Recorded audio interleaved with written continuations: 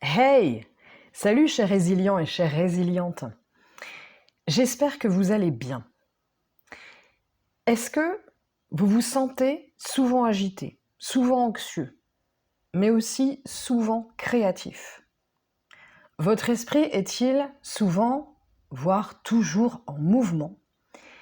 Et votre corps a-t-il du mal souvent à se poser?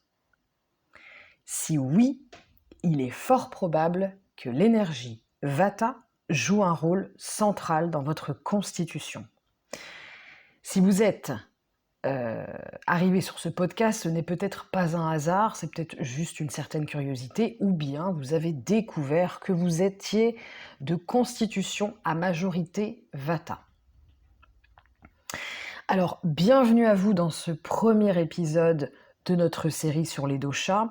Enfin, premier épisode, en fait le premier, c'est l'épisode test pour tester votre dosha. Si vous ne l'avez pas déjà fait sur ma chaîne ou sur un autre site internet, n'hésitez pas, vous aurez dans la description de ce podcast le lien vers ce fameux podcast test pour découvrir votre constitution. Alors, ces doshas qui sont des énergies fondamentales en Ayurveda, aujourd'hui, nous plongeons au cœur de Vata, le dosha de l'air et de l'éther, qui gouverne tout mouvement dans notre corps et notre esprit. Et certaines personnes ont cette énergie en majorité. On dit qu'ils sont de constitution Vata, qu'ils sont Vata. Et c'est peut-être votre cas. Alors, l'objectif de cet épisode, c'est de voir ensemble, de vous faire découvrir les caractéristiques de Vata. Comprendre les déséquilibres de Vata et surtout explorer des conseils pratiques pour maintenir cette énergie subtile en harmonie, en harmonie avec les autres énergies de votre corps. Alors, premièrement, qu'est-ce que Vata dosha? Alors, Vata dosha, c'est l'énergie de l'air et de l'éther. L'éther, c'est l'espace. Brièvement, cela signifie, Vata, c'est la légèreté, la mobilité, la subtilité, la sécheresse, le froid, l'éthérique. Donc, c'est léger comme une plume, c'est froid comme le vent hivernal, c'est sec comme un été sec, non pluvieux. C'est rugueux, c'est mobile, c'est subtil comme l'éthérique, c'est clair. Cette énergie Vata, elle gouverne donc le mouvement, à savoir la respiration, la circulation sanguine, les battements cardiaques, l'impulsion nerveuse, le mouvement des pensées et tout ce qui concerne l'élimination.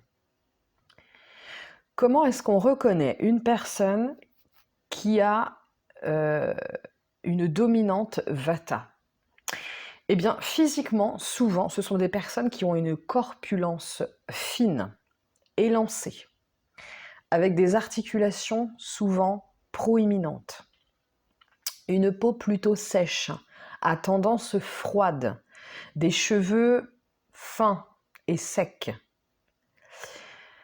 Ce sont des personnes qui ont un sommeil léger, parfois agité, une tendance à avoir froid facilement, une digestion variable, une tendance au gaz, ballonnement et à la constipation. Les caractéristiques mentales et émotionnelles de Vata, eh bien souvent ce sont des esprits vifs, créatifs, rapides et intuitifs. Ce sont des personnes qui sont enthousiastes, qui font preuve d'une grande flexibilité, qui sont adaptables assez facilement. Par contre, ils ont une tendance à l'anxiété, la nervosité, l'agitation mentale, les préoccupations, puisque dans leur esprit, les choses sont souvent en mouvement. Ils ont parfois des problèmes de concentration, ils sont facilement distraits. Ils parlent en général assez rapidement et peuvent changer de sujet aussi assez rapidement. Qu'est-ce qui peut déséquilibrer souvent Vata? Eh bien souvent c'est le froid. Le froid sec. La sécheresse de l'été aussi peut déséquilibrer Vata. Trop de voyages, de déplacements, de mouvements, des repas irréguliers, un manque de sommeil, trop de stimulation mentale, de l'anxiété, du stress, de la peur. Et comment ça se manifeste? Eh bien, au niveau physique, on va avoir de la constipation, des gaz, des ballonnements, des douleurs articulaires, de la sécheresse au niveau de la peau, au niveau des yeux, au niveau des cheveux, des troubles du sommeil, insomnie, de la fatigue chronique et une certaine frilosité. Alors tout le monde peut avoir ces symptômes de déséquilibre de Vata, puisqu'on a tous du Vata en soi, mais en proportions différentes selon les personnes. Les personnes qui sont de constitution Vata, quand elles seront déséquilibrées dans leur Vata, elles vont vraiment avoir cette tendance justement fréquente à avoir ce genre de déséquilibre. Voilà. Au niveau mental et émotionnel, comment se manifeste un déséquilibre de Vata? Eh bien, on est anxieux, on est nerveux, on est vraiment préoccupé de manière excessive. On a de la difficulté à se concentrer. On peut vraiment être épuisé mentalement. Hein, ça va au-delà du physique, c'est vraiment mental. Bien que Vata a régulièrement aussi besoin de se reposer physiquement. Et aussi cette fâcheuse tendance à ne pas être ancré dans son corps, dans la matière, dans la vie, dans le moment présent. Parce que toujours en mouvement dans son esprit, parce que facilement ailleurs, facilement dans les pensées, dans le mental, etc.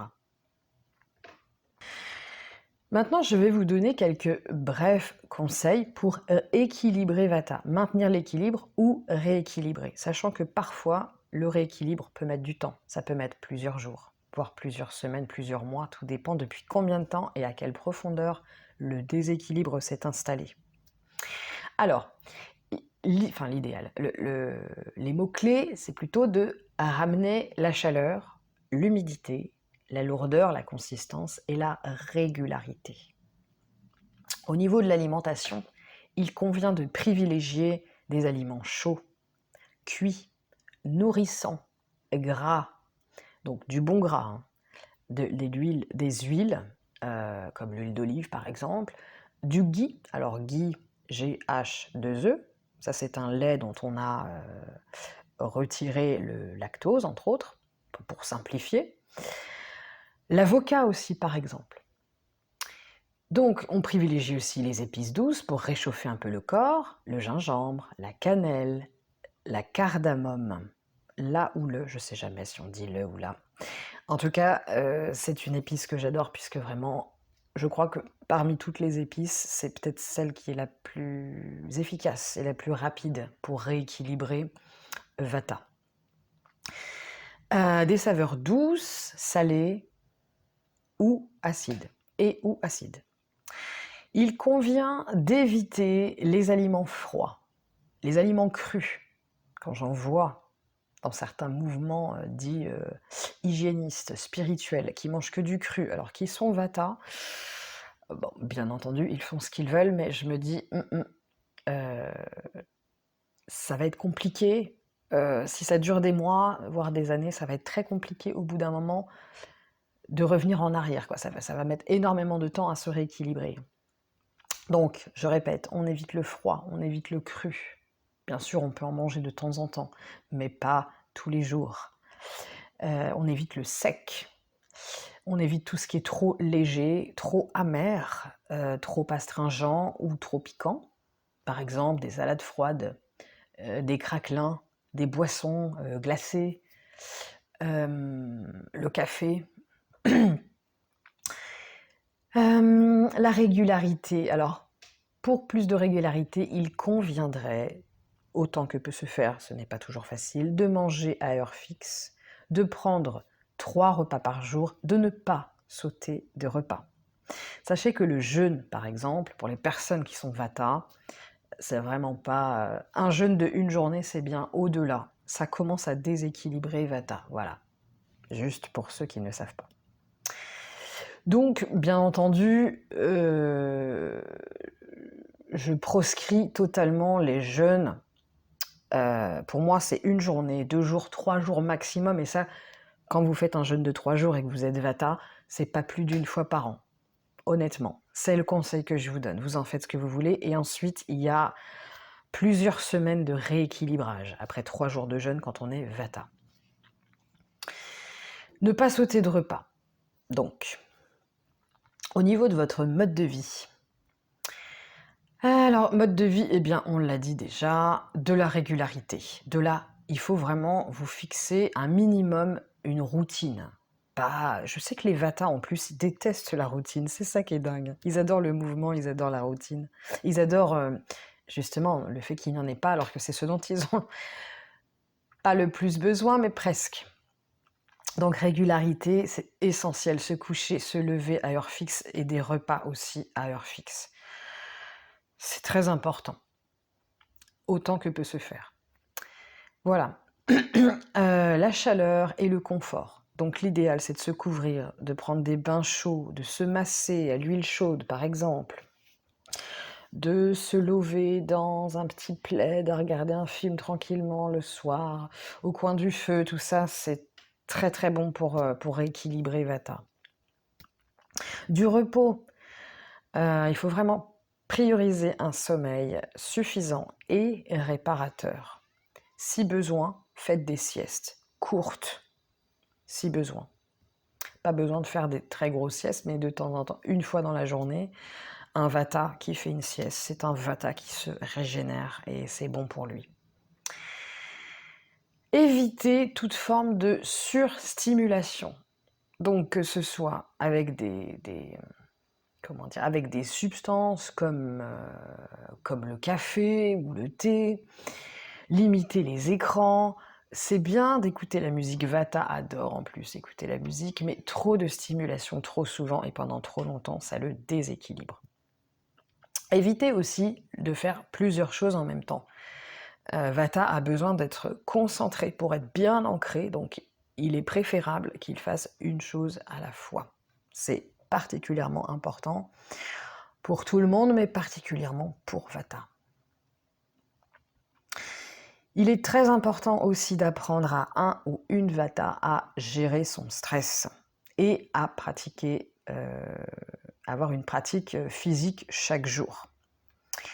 Donc, Vata a besoin de calme et d'ancrage, ce qui fait qu'il a besoin chaque jour de faire un peu d'exercice physique pour bien se réancrer dans son corps, mais des exercices qui ne soient pas trop intenses et pas trop longs non plus.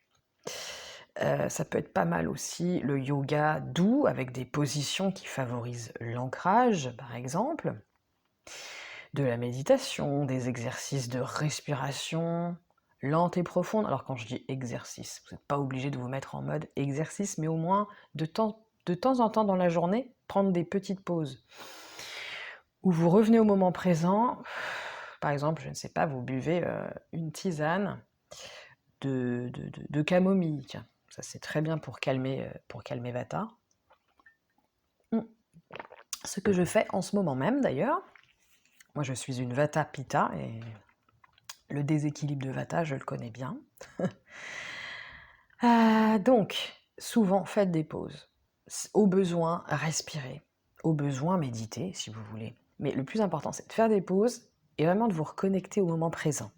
Voilà, vous reconnecter à votre corps. Vous pouvez faire un petit exercice. Voilà, vous reconnectez à votre respiration et vous ressentez toutes les parties de votre corps et vous les nommez. Ça vous aidera à vous ancrer. Très important aussi pour un Vata, aller dans la nature. Passer du temps dans la nature, marcher tranquillement, c'est très bon pour l'ancrage de Vata.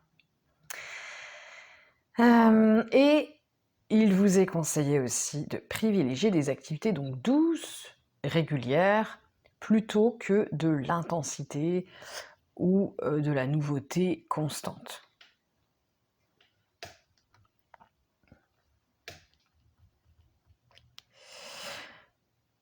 Alors, donc pour résumer, il est important de cultiver chez vous la stabilité, l'inverse en fait de votre dosha, qui lui est caractérisé par le mouvement, l'instabilité. Il faut cultiver l'ancrage et la stabilité. Équilibrer Vata, c'est apporter de la chaleur, de l'humidité, de la consistance, lourdeur et surtout de la régularité dans votre vie. C'est créer un nid douillet pour ce vent intérieur. L'Ayurveda nous offre des outils simples mais puissants pour nous sentir plus ancrés, plus calmes et plus en paix. Surtout, écoutez votre corps. Sachez qu'on peut être Vata, avoir un déséquilibre de Vata et avoir d'autres déséquilibres au niveau de notre Pitta ou notre Kapha. On peut ne pas être Vata mais avoir un Vata déséquilibré par la force des événements, de la vie, de nos conditions de vie.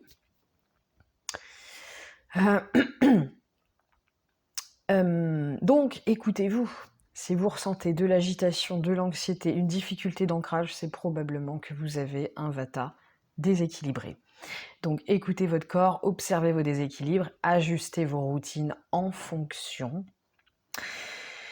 Voilà. Donc, si vous avez besoin de plus d'informations, si vous souhaitez un accompagnement ayurvédique avec moi, surtout n'hésitez pas à me contacter. Vous trouverez mes coordonnées dans la description de ce podcast. N'hésitez pas pour ne rien rater de mes vidéos, de mes podcasts sur les doshas et l'Ayurveda, n'hésitez pas à vous abonner, activer la cloche pour ne rien rater. Voilà, dans notre prochain épisode, nous explorerons le dosha Pitta, l'énergie non pas du mouvement, mais de la transformation. Très bonne pratique à vous et je vous fais des gros bisous les résilients. Je vous dis à plus tard. Ciao ciao.